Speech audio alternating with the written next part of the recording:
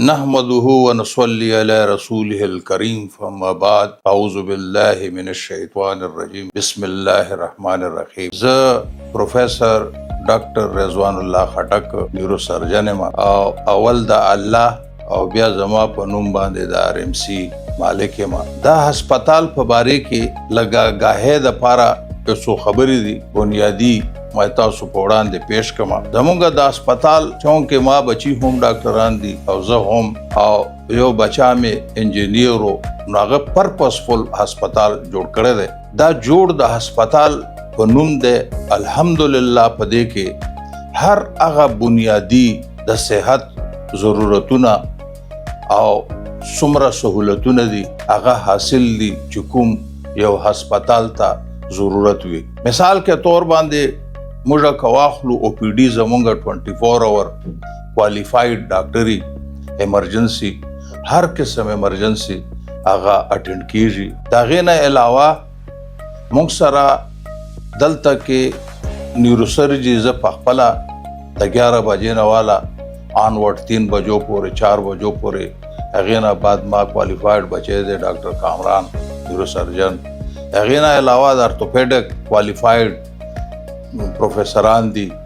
دا غینه علاوه چې کوم دا موږ سره یورالوجسټ دا موږ سره جنرال سرجن شته دا موږ سره ENT سرجن هم شته دا موږ سره د ګاینی ډاکټران تقریبا 24 اور وی موږ سره د ICU سہولت هم شته دا او د NICU سہولت هم شته دا. الحمدلله دلته چې کوم بیسیک ریکوایرمنٹ دی د انویسټیګیشن چې پاغه کې MRI دا CT سکین دا پلین ایکسرا دا هغه موږ سره سہولت اویلیبل ده. موږ سره خاصه لیبارټری دا هغه کې هر قسم ټیسټونه هسپتال کې نه انډور کیږي. موږ سره جنرال ICU هم شته دا او موږ سره خاصه اپریشن تھیټر چې هغه یونیک قسم هر قسم ویل اکوپډ چې پاغه کې ایونز انډوسکوپ او پاغه کې امیجنګ انټنسیفایر پاغه کې څومره د OT ضرورتونه چې کوم دي لایټ سیستم هغه موږ سره ټول موجود دي. دا غینه علاوه موږ سره چې څومره سرجری کیږي دا غي انسټرومنٹ خاصه شته دا. نو دا یو پرپسفل هسپتال له په دې کې 24 اور خصوصا غاینی ذکر بزک کوما چې دا په حیا سره او عزت سره چې څومره نارمل ډیلیوري کاغه سی سیکشنی نو موږ سره 3 کوالیفاید ډاکټري تقریبا 24 اور دغه سہولت حاصل لې. دغه یو څو دا غاهه خبرې وي.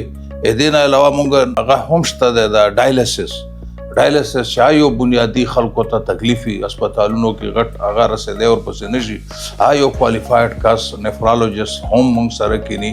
نو تقریبا هر یو هغه ضرورت چې کوم هسپتال ته وي الحمدلله هغه موږ سره شته دا او زه په خپل هم هر شی باندې نظر اچوم او کوشش مې دای چې موږ پښتنو ورونو ته په کم مقدار سره په ښه عزت سره او ښه ریسپیکټ سره هغه د صحت سہولت حاصل شي چې کوم د حق وي.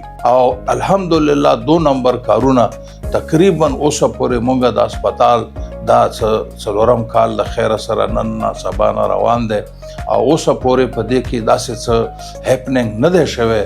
الله دې رضای چې هغه د اخلاقیاتو خلافي چې هغه 2 نمبر کاری او اوسه پورې نه په میډیا باندې نه څوک خفګان اظهار کړی دی او نه الحمدلله فیوچر کې وو کی. دا زما ایمان دی او دا زما عقیده ده او الحمدلله دا به جاری او ساری.